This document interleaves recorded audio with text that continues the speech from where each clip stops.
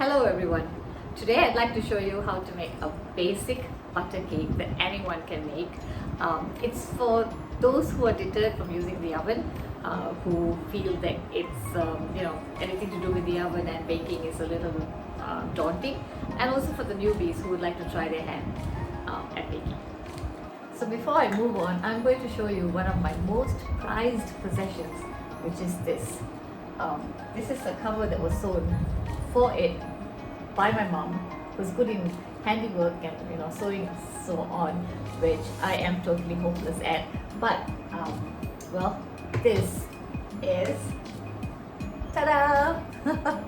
This is the Canwood Chef that my parents bought when I might have been about 6 years old, and I have used my first cake was baked using this mixer, and just wanted to show you that this 50-year-old mixer, Canwood Chef, has been in my family and is still being used. Well, I just absolutely love it. So just a little bit more about the Canwood Chef. This is the book it came with. Can you see? Can you see how old it is? It's all in black and white, and there are recipes at the back.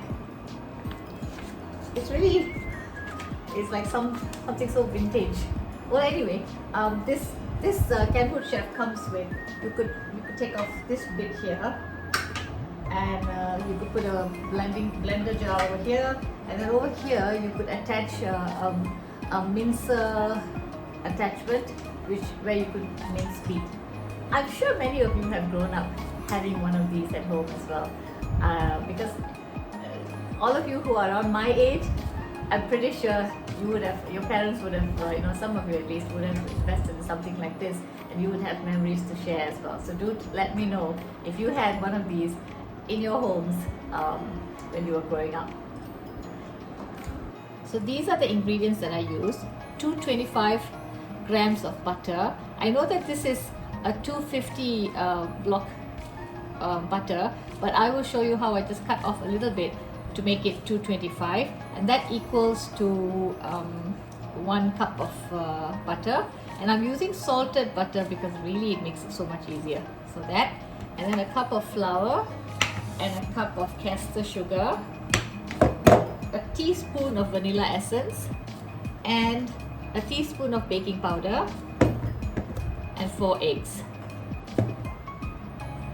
Before you start the process of actually making the cake, preheat the oven. So I'm preheating the oven at a 180 degrees Celsius.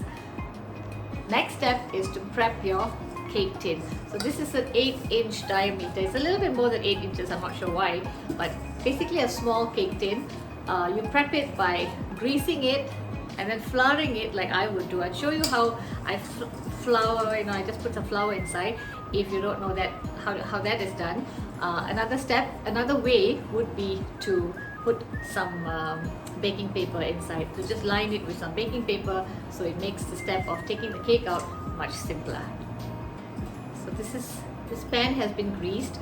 I'm taking a tablespoon of flour, and I'm just doing this. Just doing like that. Actually, a teaspoon would have been just as nice. Okay, and then you try to save this bit of flour if you can. Okay, and I'm going to pop it into, and I'm going to save the flour into a little bowl. So I have it in this bowl, so I'm not going to throw it away. And this cake tin looks like that. Okay. And another way, as I mentioned, is to put some baking paper right at the bottom. This step basically ensures that your cake comes out easily and you don't have like this panicky feeling, thinking that it's going to stick at the bottom. Another essential step is to sift your flour together with baking powder. I'll show you how.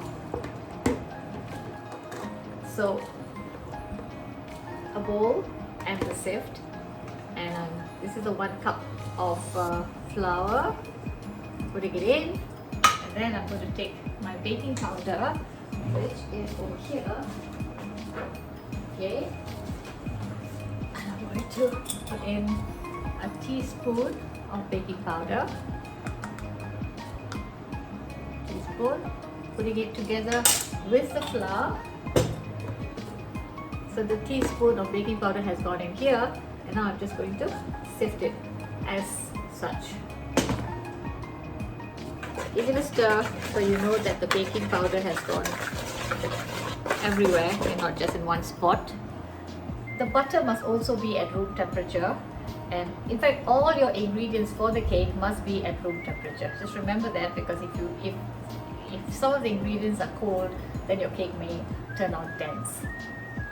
So this is 250, and this would have been a lot easier if I had done this when the butter was cold, but of course I didn't. So now it's a little bit mushy. So I'm just going to show you how I take off that little 25 grams to make this piece 225. This is a little mushy, mind you. Okay, so I'm basically, when it's cold, it's easier because it would have been hard, and it would have been easier to sort of estimate the sizes. So this is 250, so I figure this is about 50, 50, 50. Okay, this is about 50 grams, 50 grams, another 50, and then 50. So it's basically 1, 2, 3, 4, 5. So then from one end here, I would just take out 25 grams.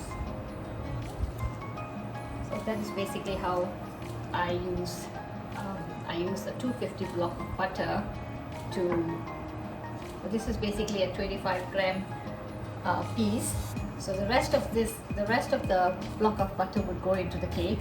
That would make 25 grams, 225 grams. And this little 25 grams, I'd use it to something else. I'll probably use it to, for stable butter or something like that. So now all of this goes into the cake pan, to the mixing bowl. Okay, you put everything into the mixing bowl. So together with the butter, I'm going to add in the sugar. Okay, now I'm going to cream the butter and the sugar.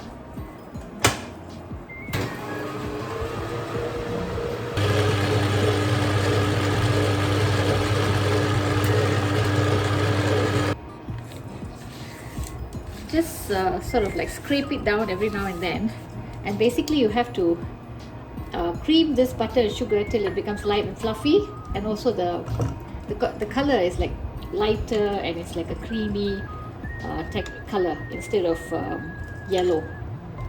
Okay, you need to do a little bit more here. Okay.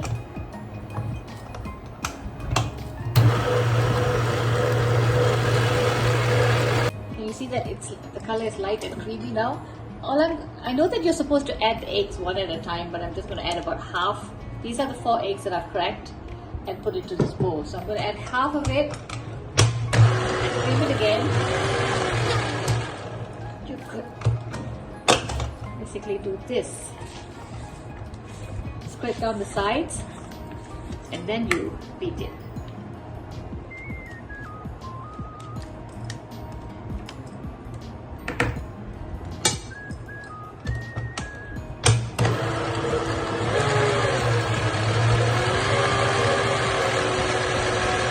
Add the rest of the eggs, beat till fluffy. You could add the teaspoon of vanilla essence right while it's beating actually. So this is 1 teaspoon, it goes in there, and you continue with your beating.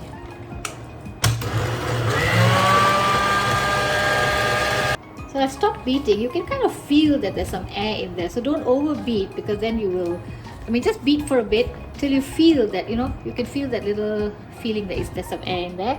Now it's time to add the flour. So this is that remainder flour just now from earlier. I'm going to add it, the remainder flour, I'm going to add it together with this, mix it around a little bit and start adding it into, you can add all of it actually, that's what I do. Add all the flour in there. Okay, and now stir it using the spatula first, because you don't want, if you're going to use the beater now, you will beat out all the air. So right now just stir it with your hand manually for a bit till the batter incorporates the flour. Make sure your spatula goes right down. Like sometimes you see there will be a little bit right at the bottom. Some bowls are shaped in a certain way where right at the bottom this the beater doesn't really mix, doesn't really reach. So make sure you go right to the bottom. See those bits there?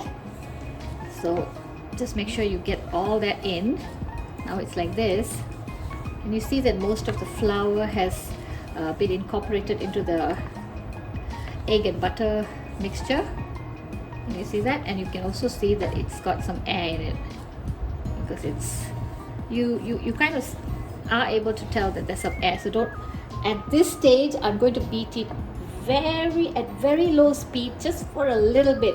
Don't overbeat, or if you know, otherwise your the air comes out and the cake is flat.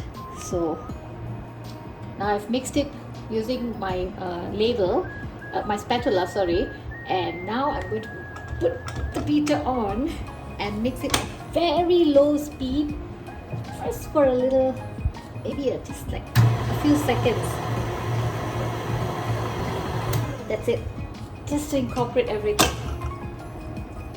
Now to basically put the batter into the cake tin.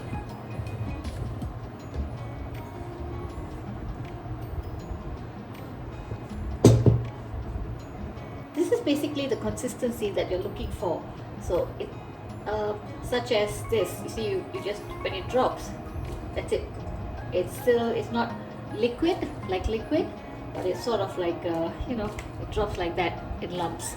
So then you know that the air and so on is still in there. So I'm going to like put it in properly. Remember that once the dry ingredients, and in this case is the flour, has been incorporated into the batter, which has the baking powder, the rising agent would be working already, and it would start to rise. So make sure to always to be quick right after the flour goes in. So I'm going to like I don't know what, I've seen this done many times and it works for me. Just give it a good shake, or like a tap, like that, and then you could smooth out the top a little bit like that, just a little bit.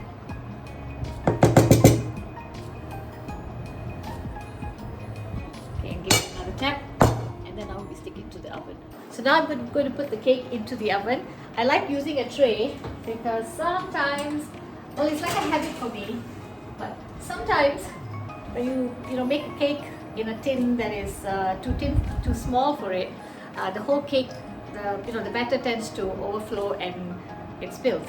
So this way it always saves me that hassle. But you don't have to use the tray if you don't want to. Leave the cake in for about 35 minutes. So this is about 35 minutes, and do come and check in between. The temperature is at 180, 150, 60, 70, 80, yeah. The temperature is at 180. Do come and check after about 15 minutes or so to maybe reduce the temperature a little, depending on how the cake is browning. But basically it will be done in about 35 minutes. So it's been baking for about 15 minutes, and that's how it looks. At this stage I'm going to lower the temperature a little bit because I can see that the tops are browning. I don't want it to be too brown. Sometimes my oven tends to brown my cakes a little too much. So I'm just going to lower it a little bit to maybe 160, about 160, and let's wait. Looks like my tray has gone a little wonky as well. So it's almost been 35 minutes. I'm just going to take it. I think I'm going to take the cake out because I think it's done already. So I can see that it's done. Can you see that the cake has sort of released from the tin? That's one sign. And now I am going to pierce it with this knife. I know that most of the time you hear that you should pierce it with a toothpick, but that doesn't work for me. So you see, there's no batter on the knife. again, no batter on the knife. So that's done. Another method to see that it's cooked through is, can you see that it just comes up again? Press the cake a little and it comes out. It's like springy to the touch. So that tells you that the cake is done. So now I'm going to cool the cake on a rack. Take it and put it on this rack and let it cool, and then I'll show you and basically let it cool. So the cake has cooled. See, it's warm to touch, and I'm going to just put this in like that. So just in case any of the sides of the cake is sticking to the tin, but it basically isn't. So you can see that it isn't. And then make sure the rack is clean though. I'm going to put it over the cake and I'm going to do that. So there you go. And now I'm going to get a plate. Give me a minute. And put this over the cake like this and turn it over. Yes. So this is how the cake looks like. Simple butter cake, which is simple to do. My video might have been a little long because I was taking you through each and every step, but this is basically an easy cake, easy butter cake that anyone can do. Okay, so I'm going to cut the cake. I've cut it in 4 quarters already, and now I've cut this piece out. So 4 quarters, so I get equal pieces. And yeah, so this is how the cake looks inside. I'm going to clean it up a little bit so it's nice, and a perfect butter cake that anyone can make. Thank you everybody. I hope you liked this video. If you did, please do like, subscribe and share. Thank you so much everybody. Here's Shakila Shanmugam signing off. Bye guys.